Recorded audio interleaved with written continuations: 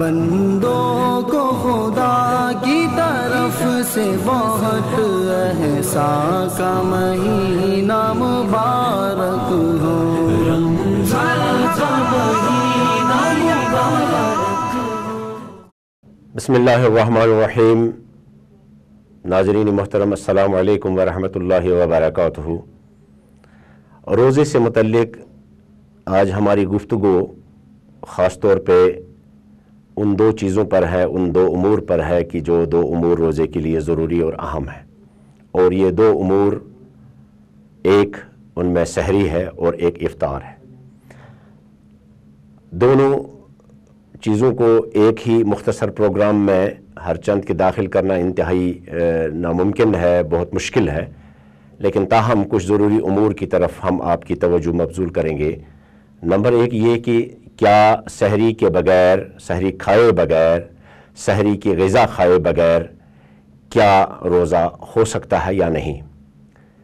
ایک تو یہ اہم نقطہ ہے جو جاننا ضروری ہے، جبکہ رسول اللہ صلی اللہ علیہ وسلم نے ارشاد فرمایا کہ سحری میں برکت ہے۔ اور دوسری چیز ہے افطار، کہ افطار کے وقت کے اوپر تو ہم نے گفتگو کی، لیکن افطار میں کیا کھایا جائے، کیسی چیز کھائی جائے، نمکین چیز سے افطار کیا جائے، پانی سے کیا جائے، یا میٹھی چیز سے کیا جائے، یا اس میں جو بعض لوگوں کے یہ بڑا مشہور ہے کہ آگ پر بنی ہوئی چیز سے افطار نہیں کرنا چاہیے۔ ان سب امور کی طرف ہم اس مختصر سے وقفے میں بات کریں گے۔ یہ خیال رہے کہ سحری اور افطار سے متعلق جو مسائل ہم بیان کریں گے، اس کے متعلق محض اتنے ہی مسائل نہیں، لیکن ہمارے وقت کے اندر اتنی گنجائش نہیں کہ ہم تفاصیل کے اندر جائیں۔ تو چونکہ ہمارے ساتھ مسلسل مفتی سید محمد ابراہیم صاحب موجود ہیں، ان سے معلوم کرتے ہیں کہ ایک تو سحری کے بارے میں ہمیں فقہی اعتبار اور شرعی اعتبار سے واقف فرمائیں گے کہ کیا سحری کھانا ضروری ہے،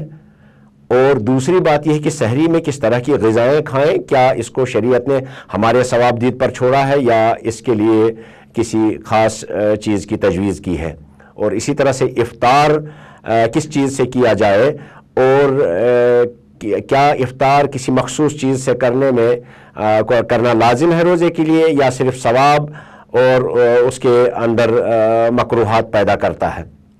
آئیے مفتی سید محمد ابراہیم سے ان دونوں چیزوں کے بارے میں معلوم کرتے ہیں، اور بالخصوص مفتی صاحب سے یہ گزارش ہے کہ وہ یہ فرمائیں کہ سحری کے معاملے میں عام طور پہ کبھی کبھی تاخیر ہو جاتی ہے لوگوں میں، تو کیا اس کا اذان کے بعد تک، یا اذان تک، یا اذان بولے جانے تک، یا اذان مکمل ہونے تک کیا کوئی شخص سحری کھا سکتا ہے، اور کتنی کھا سکتا ہے، اور کن حالات میں کھا سکتا ہے، عام معمول بنائے یا عذراً کبھی کھا لے، اور اگر کسی وجہ سے اذان ہو گئی ہے تو اس کی سحری کا کیا ہوگا، اور پھر افطاری کے اندر اگر اس میں تاخیر ہو گئی، خیر وہ تو ہم مفسدات الصوم میں بھی بیان کریں گے یا مکروہات میں بیان کریں گے، لیکن افطاری کے موقع پر کن چیزوں کا ہم خیال رکھیں۔ عام طور پہ پڑھتے ہیں اللہم انی لک صمت و بک آمنت وعلی رزقک افطرت، تو کیا یہ الفاظ مشروع ہیں، ان کا کہنا درست ہوگا، اور افطاری کے بعد کہنا ہے یا افطاری سے پہلے؟ مفتی سید محمد ابراہیم صاحب۔ بسم اللہ الرحمن الرحیم۔ رمضان المبارک میں دو چیزیں اہم ہیں، ایک تو سحری اور دوسرا افطار۔ دونوں سے متعلق مسائل بہت سارے ہیں، لیکن مختصر طور پر یہاں پر چند مسائل عرض کرتا ہوں۔ سب سے پہلی چیز جو ہے سحری، یہ جو صبح روزے سے پہلے، یعنی روزے کی شروعات جو ہوتی ہے فجر صادق سے، صبح صادق سے، تو اس سے پہلے جو کھانا کھایا جاتا ہے اس کو سحری کہتے ہیں۔ نبی اکرم صلی اللہ علیہ وسلم نے ارشاد فرمایا کہ تسحروا فإن فی السحور برکہ، سحری کھایا کرو اس لیے کہ سحری میں برکت ہے۔ اور خود صحابہ نے آپ صلی اللہ علیہ وسلم کا معمول بیان کیا کہ ہم نے آپ صلی اللہ علیہ وسلم کے ساتھ سحری کی اور سحری کیا کرتے تھے، تو لہذا سحری کرنی چاہیے، اور سحری کے وقت کھانے میں کوئی تفصیل نہیں ہے، جو آپ کے مناسب ہو وہ کھا سکتے ہیں، حلال اور پاک رزق ہونا چاہیے۔ البتہ بہت سارے لوگ بہت زیادہ کھانا کھاتے ہیں، اس درمیانہ درجے کا کھانا کھانا چاہیے، پیٹ بھرنے کی کوشش نہیں کرنی چاہیے، وہ ویسے بھی شرعاً بہتر نہیں ہے۔ تاہم اگر کوئی شخص سحری میں جاگا نہیں یا اس نے سحری نہیں کی جان بوجھ کر اور نیت کے ساتھ، روزے کی نیت کے ساتھ وہ کھانے پینے کی چیزوں سے پورے دن رکا رہا تو اس کا روزہ شرعاً درست ہے، روزے میں کوئی فرق نہیں آئے گا، الا یہ کہ ایک سنت اور ایک برکت کی چیز سے وہ محروم ہوا۔ ایک اور چیز ہے جو عام طور پر لوگ ہمارے یہاں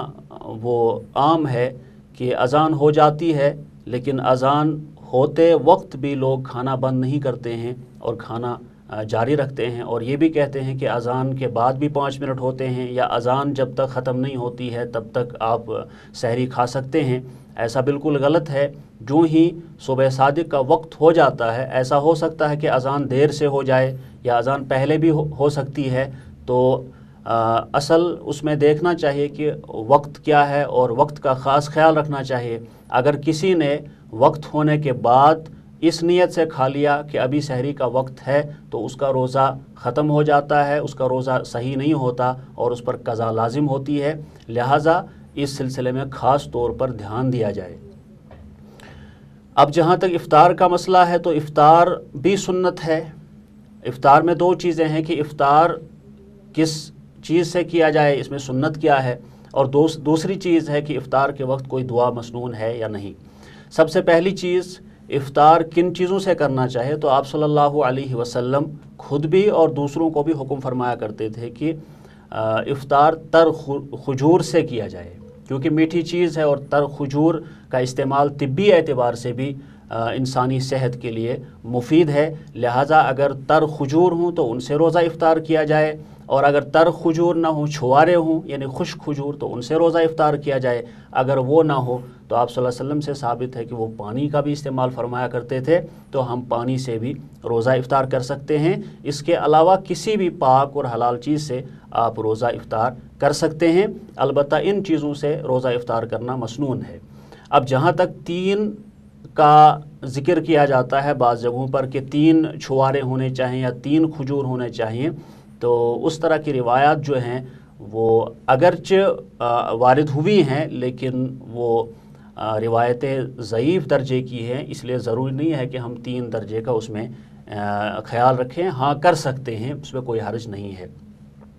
ایک اور بات جو پوچھی گئی کہ جو چیز آگ پر پکائی گئی ہو تو اسے افطار کر سکتے ہیں یا نہیں کر سکتے ہیں۔